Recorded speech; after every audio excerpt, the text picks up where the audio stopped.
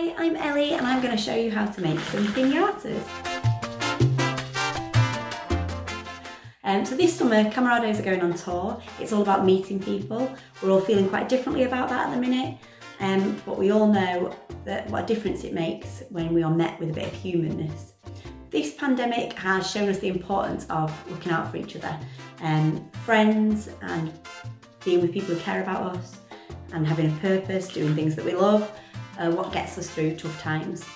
What we'd like you to do is make some piñatas, bring them along to our summer events. We're going to string them up and make bunting, which will decorate the summer event, and then at the end we'll have fun smashing them and getting all the goodies out.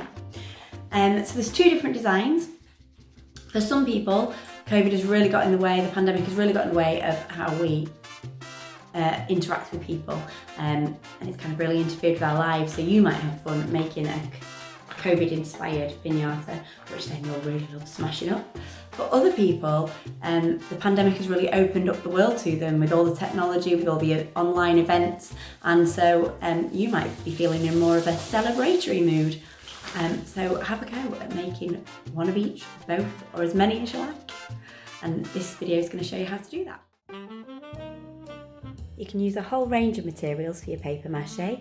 You could use packaging paper, tissue paper, crepe paper. You could use kitchen roll. You could use loo roll. And you can use the traditional newspaper. It's entirely up to you. I'm actually going to do a mixture because I find by using different things for the different layers, it helps me see what layer I've already done and where I'm up to on each layer.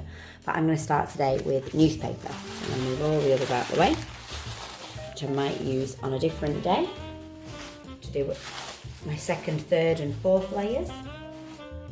Just as you can use different materials for the paper element, to stick them together you can use different things. You could use some PVA glue, some of the liquidy glue like you used to use at primary school probably, and you just water that down a little bit. You could make a flour and water paste with 50, like half and half, 50% flour, 50% water. Or you could use wallpaper paste as well. I've used that before, whatever you've got really. I'm going to use PVA glue and water today. So I've put in some PVA glue and about 50-50 and some water, and I need to give that a really good stir till it's all mixed up. I'm doing it in this pot because I've got a lid for it, so you could do it like in an ice cream tub or anything you've got a lid for, because that means you can save it and put the lid on when you've finished your first layer and then use it the next day and it won't have dried up to do your second layer. You need to give it a good stir. Definitely want good sort of consistency that's a little bit runny and drippy. And in terms of applying it, I've got an old paintbrush here. You could use a bigger brush if you wanted to be a bit quicker, and you can use a sponge, and some people just like working with their fingers, so again that's up to you. And in terms of what you paper mache in, you could use a balloon, and you need to make it big enough that you're going to get your goodies inside, your badges and your sweets and your little what they're called, little slips of paper, affirmations and things. And if you haven't got balloons, or you can't use balloons for some reason, you could always paper mache a bowl, and if you paper mached it twice or had two bowls matching and same shape and size, you could paper mache them separately, and then you just have to paper mache them once you've removed the bowls from them, put the two halves together and paper mache those, but obviously not with the bowls in them. I'll show you how to do that when we come into that. I'm going to start with my balloon. I might do one of each. I might do the bowls as well, because I'm going to make two piñatas, one a festival-y one and one a coronavirus theme. Now to do the paper mache, you need to apply be really generous with your glue, plenty of glue, paste or water, whatever you're using. Underneath first, it's basically like a sandwich. So your paste is the bread and then your paper is the filling. So you put a bit on and then plenty of the gluey paste over the top. So make sure there's plenty underneath before you put something on, and slightly overlap the pieces. Now you can be, like you can see I've torn mine up I prefer to tear them. You can, if you like cutting things, you can absolutely cut it. I find the edges blend a little bit better when they're rough like this and torn. You see, sort of, I don't know, the paper mache just seems to sort of flow together a bit better when it's torn pieces. And you just slightly overlap the edges so you're not leaving any gaps. But because we're doing different layers on different days when they've dried, you don't want to massively, so I wouldn't like sort of stick that over there because it'd be completely covering it. I'm going to put it here, but there's no glue on that bit yet, so I need to add a bit more first before I put my paper on. And you're just trying to get a good layer over the whole thing. Now I say whole thing, you need to leave a little gap. You need to be able to get your balloon out when the layers are done and it's hard. So you need to be able to get in there to pop the balloon and pull it out. So you need to leave a small gap, but other than that, you're covering the whole thing, like you can see I'm doing here. And I find it best to prepare my little pieces of paper first. So I've torn them up ready. Like I said, you can cut them up if you want to. I find the best thing to do is not make them, you don't want them too big. If you're thinking, oh, if I make them massive, it'll cover it more quickly. The problem if they're really, really big is that they're more likely to peel off when your paper mache dries. If they're too big, so I'd say no bigger than what I'm putting on there, which on average is sort of palm size of your hand. I'd say is about a good sort of size for a piece of paper. It depends if you're going thinner and you want to do some strips, I'd say about the length of your hand. As a rough guide, as a rough rule, just to make sure that when they dry they don't completely flop off. Now I've left a tiny little gap there, so I need to fill that. I'm just going to pop another piece on, and you just keep going like this, slightly overlapping the edges, using the brush to help push it down. It's not the end of the world if it's got creases in it, it gives it a bit more texture. But I'd say the main rule, the number one thing to make effective paper mache is to make sure you have got glue underneath or paste underneath and then paste on top. So don't forget that sandwich idea, where your paste is the bread and your paper is the filling. And I'm going to keep going like this until it's finished. So I've left my balloon overnight to dry. I stood it up like in a little bowl, just stood it like that to help dry it. And I flipped it over this morning actually, so that the top half that had been tucked in the bowl could dry. So that's done that, and you can see there's a bit of excess dribble of paste in the bottom of the bowl. These two I stood like that, and I put them on a plastic cloth because they did stick a little bit to it when I removed them this morning. Now I'm going to do another layer. Yesterday I used the glue and water paste. Today I've made a flour and water paste just to see. You can stick with the same glue and water, whatever you started with, but I just thought I'd demonstrate the different ones. So I've got half a cup of flour in here and half a cup of water, and I've sprinkled in a little bit of salt because that stops it going mouldy. Not that these are going to last for ages, but if you were making something that you wanted to keep for quite a long time, you need some salt in there to stop it going mouldy. We need to give it a really good stir to prevent it going lumpy. So I'm giving it a really good mix. I'm just doing this in an ice cream tub so that I can put the lid on and again save the paste to use another day when I do another layer. Now you can stick with the same paper, so I could use newspaper again. If you've only got newspaper to use, you could use newspaper. You've just got to sort of remember where you've been and work logically sort of from top to bottom. But if you have got a choice, you can try using a different paper. I like doing that because then I can see where my second layer is, where I've done, where I need to still add another layer. It's a good mix now. So I'm going to experiment with using some toilet roll today, which might not be the best thing with flour and water paste, but we'll give it a try. So just the same as with the paper, you need to put plenty of the paste underneath, and then the paper over the top, and then plenty of paste back over the top of it again, like this. Being really generous with the paste. Generous underneath, so make sure everywhere that the paper is, there's paste underneath. And then back over the top. And again, it's just one layer. So just slightly overlapping the edges to make sure there's no gaps. So I'm going to put some paste all on this bit now. And the good thing, like I said, about using different paper today is I can see where I've already, oh, you have to be quite careful with the toilet paper though, because it's quite thin, so it will peel off a little bit if you touch it too much. So it's probably best actually to hold it where I've not pasted yet. And then plenty of paste back over the top. It is kitchen roll and toilet paper are more likely to tear, so you've got to be slightly more gentle. But again, just gives it a bit more texture really. As long as you're not peeling the whole lot off. And I just carry on like this. Do another piece here now. Plenty of paste on. And then a piece of paper.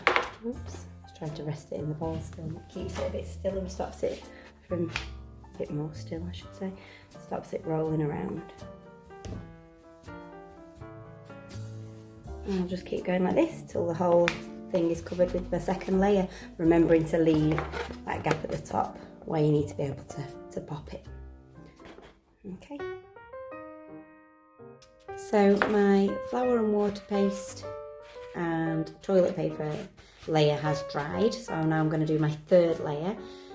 Just something to bear in mind with the toilet paper, and probably the same with the kitchen roll, it can dry quite sort of fluffy and peely, so this is probably best for under layers, and probably your final layer will need to be a paper that's quite smooth, like newspaper or tissue paper, just because you don't really want a finish like this in your final layer, but it makes it nice and sturdy for underneath, so they're fine to do as your under layers if you wanted to do that. But as I said, you can use the same paper for the whole thing. I'm going to use the flour and water paste again for this layer, but this time I'm going to use some packaging paper, like tissue paper that I've got, to just sort of smooth out some of this where the toilet paper is sort of a bit peely. So this is my third layer. So the same rules apply, plenty of paste underneath, another layer on top, just one at a time, and then plenty of paste over the top. And I'll keep going like this until I've covered all of the balloon again keeping this open so that I can pop that when this is dried. My bowls are looking the same. I've done the second layer on there and it's getting thicker now, so that it's actually, I can remove it from the bowl, but I'm going to keep it on the bowl whilst I'm modelling it. And then I've done the two. And once they're sturdy enough that they're still a bit soft and flexible, but after another couple of layers they should be a lot firmer, and once I've put the things inside I can seal those over. So I'm going to keep going with those as well. So third layer I shall continue with now.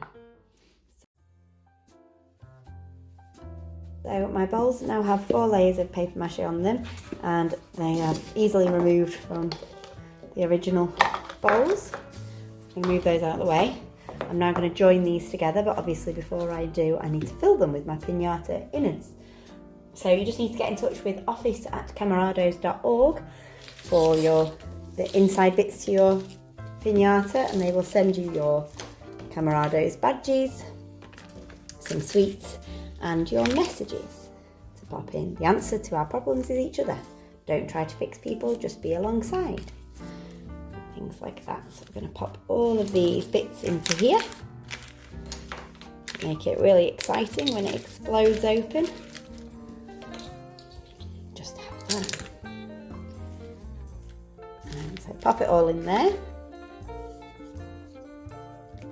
And then I'm going to join it together. Now, depending on how you're planning on decorating it, you can use masking tape, which will be able to paint over if you just wanted to paint over it. If you use something shiny like sellotape, then you might want to do another layer of paper mache, which will make it stronger as well. But also, you'll be able to paint over that. And if you were perhaps decorating it with strips of tissue paper, you could just use sellotape and not have to paper mache it again. but I'll show you all the options when I show that bit of it. So I'll just put a couple of bits on to seal it, but I need to kind of do it all around the edge, otherwise that's obviously going to easily pop. So I find it best to use tabs of tape, so short sort of strips work better. Put those on. As I said, I can use sellotape as well, just won't be able to paint over that. And I find masking tape tends to stick a little bit better, especially to sort of a papery surface. So I'm going to cut myself some tabs of this.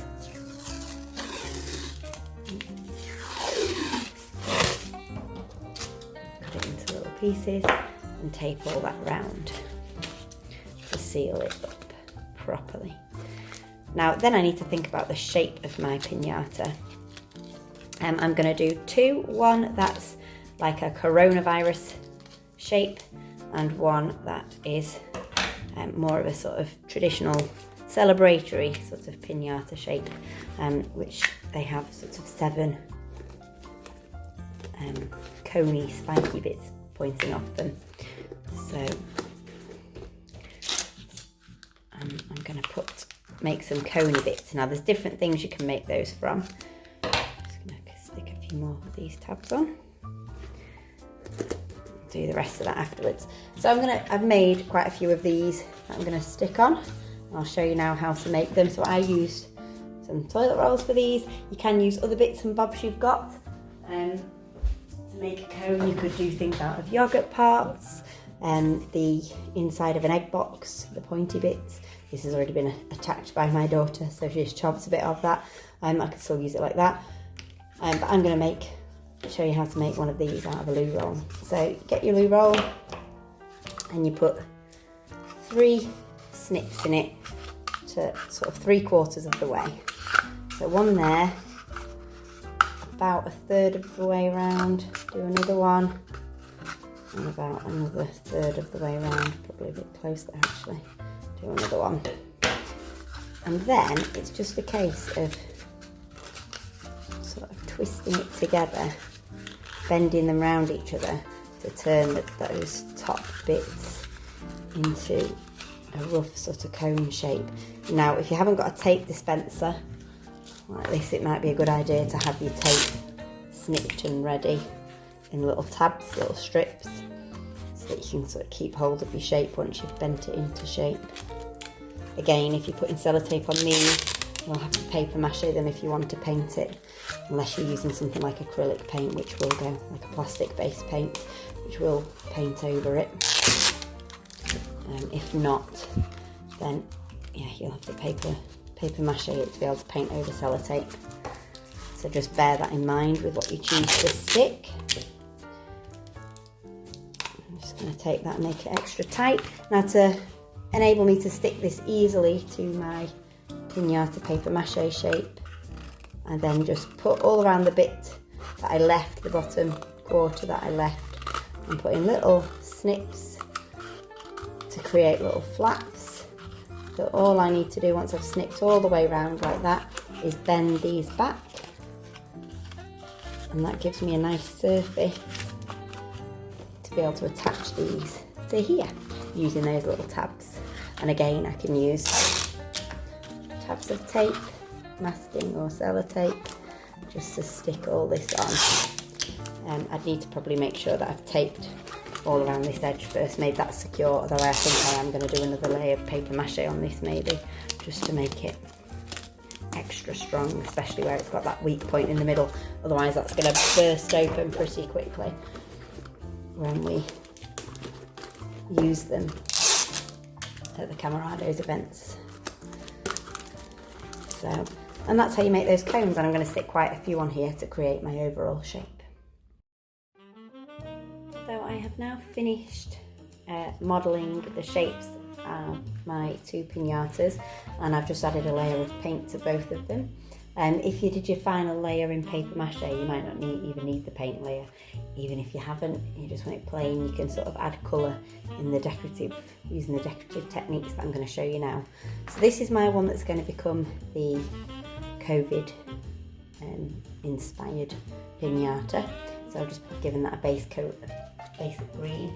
And then this is my more festival-y decorative piñata that traditionally have these 7 spikes on them. Apparently, some people believe it represents the 7 deadly sins. I've prepared some things to stick on them, so I have stuck a couple of googly eyes that I had to some old sellotape reel insides and cut out cardboard eyebrows. They're going to be the eyes for my monster. And if you didn't have the big googly eyes, you could just make some out of card or draw them on a sticker. I've drawn a mouth on a sticker. I've just done it on a sticker so that it's easy to just peel off and stick on. But you could just do it on paper or card and glue it on. It might not even stick on that well actually with sometimes the stickers don't stick brilliantly to painted surfaces, but I could just glue it on if it didn't. And I stick that there. I'm going to use a glue gun because I've got one to stick these on, but if you don't have a glue gun you could use super glue, or like I said, you can just make things out of card and paper and things which you can just stick on with like a normal glue stick. Just use whatever you've got really. You could use sort of all sorts if you wanted to make the eyes pop out and you've got, I don't know, like cotton reel, empty cotton reels or corks. They'd be good, you know, if you wanted things to stand out a little bit. If you haven't got the glue to glue them on, then just make them out of card or paper. Oh, I stuck his eyebrows on the wrong way around. I was going to do it. Just quickly swap them over for that. Let's do it that way. I was talking. Let's put a bit more glue on that now.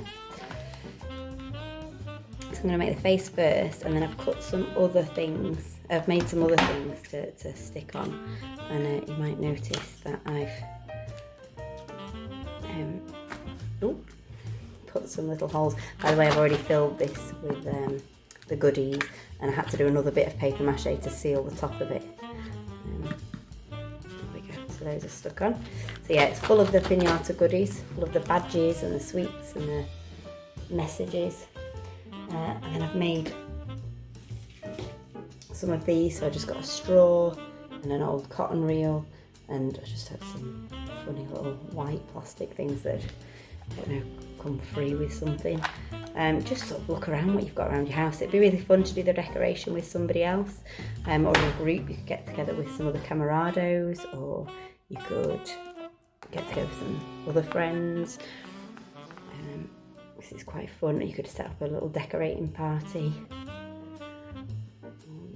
It's quite a fun thing you can do, and you could share resources and things, then share like little bits you've got. If you've got straws, lollipop sticks, feathers, sort of up to you really, what you stick on it and what design you create. So I've made a few of these little straw and cotton reel things, just because that's what I had lying around at home.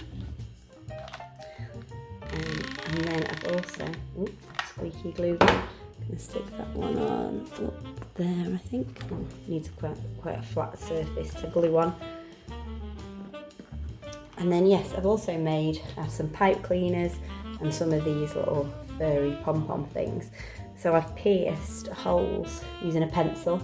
I simply just got a pencil and pushed it through like that, sharp pencil, and then that makes a good place to pop that. You could do it with straws or stick them in to make that secure. You could stick a bit of sellotape there, or if you've got some glue, like some glue gun glue or super glue or liquidy glue like this, just to secure it in place, because I'm going to hang these up and dangle them, so you don't want it to sort of just drop out. So I'm going to stick lots of those in. I've got quite a few of those that I've made in different colours, so I'll stick those in, but I won't show you any more now. I've shown that, and I'll keep adding to that. Some other things I've made and how to decorate this, some other techniques you can use. I've cut some long strips of tissue paper, which I've then snipped into to feather to make that traditional sort of piñata. They're often covered in the feathered tissue paper. And so what I'll simply do is sort of measure roughly how long it needs to be to go around it. Snip it off where it needs to be. Now you have to be quite delicate with, quite gentle with the tissue paper because it can tear quite easily. So quite gently I'm just going to put it along that strip using my glue stick. And then I'm going to start at the top end because I want to layer it. I'll show you what I mean. So I want the ones that are nearest the top so they feather there. Like that. I've done a few different colours, so I'm going to stick another one here. And I'll show you in a second how to make these, how I go about making them. I made a few at a time. So I've cut that to the right sort of length. Quite gentle with it because I don't want it to rip. I'm going to overlap that but slightly underneath the purple. You can see that one. Oh, just pull a bit off. It's not the end of the world though. Remember, we are going to be hitting these with big sticks, so I wouldn't be overly precious about it. As long as it looks fun and exciting and colourful, you can kind of get away with whatever you want. If you notice my paint's a bit patchy in places, it still looks effective, so don't overthink it really, don't worry about it. So I've just cut some strips of tissue paper, and then I just cut about 3/4 of the way up, leaving a gap, and just cut all the way along, and I do it whilst it's folded in half to save me the job. Because then I've got double the length, but without having to do all the snipping. And it's a bit easier to cut it when it's folded in half because it's a little bit stiffer. I'm just going to go along there, snip, snip, snip. Same sort of way I did before. And then all I do is unfold it. I've got a nice length, and again I'm just going to measure for that last one all the way around. And I might do that on every spike to make every spike look fluffy and decorative, but I don't have to because I have painted them, so I could just leave some of them. You could just paint it if you wanted. It's just all about what you've got and what you fancy doing to it really. I do traditionally have these tissue paper, flappy bits of tissue paper, but you can kind of make it however you like. It sort of looks nice when you can see all the different fluffy colours. But I've also made some of these, which I thought would look quite good in the end. I'll show you now how I made those, because you can just sort of poke it in like that, you see. And I can wedge that in, tape it in, or secure it with a bit of glue, because I've got holes in the ends of my cones that I made. Use that to push it in there and just stick it in place, and it just adds an extra bit of sort of festivaliness to it. So to make these, it's quite simple. I just got some layers, a few pieces, rectangles of tissue paper, sort of not too big, sort of again palm, just bigger than my palm, keeping them folded together or laid together rather. And then again sort of snipping almost up to towards the top, just to create some nice ribbony bits. At some point you could do this with ribbon, sort of use anything you've got really. And then I just got some cocktail sticks. Again, you could stick them to straws, garden canes, pencils. You just want it to, it just helps to attach it. I mean, if you didn't even have anything, you could just literally sellotape it to the end if you wanted. I'm just going to use a bit of tape. So I've rolled it round the toothpick, and now I'm just going to use a bit of tape to catch it in there. Wrap it round. I want some on the stick as well to help it stick to the stick so it doesn't just slide off it. So I've rolled some down to that bit. And again, that will just sit nicely in there. But I think I'll decorate it with the bit around here before, all the fluffy tissue, before I glue that in place. And that's about it really. I'm going to carry on decorating mine, and I'll show you the finished products in another video.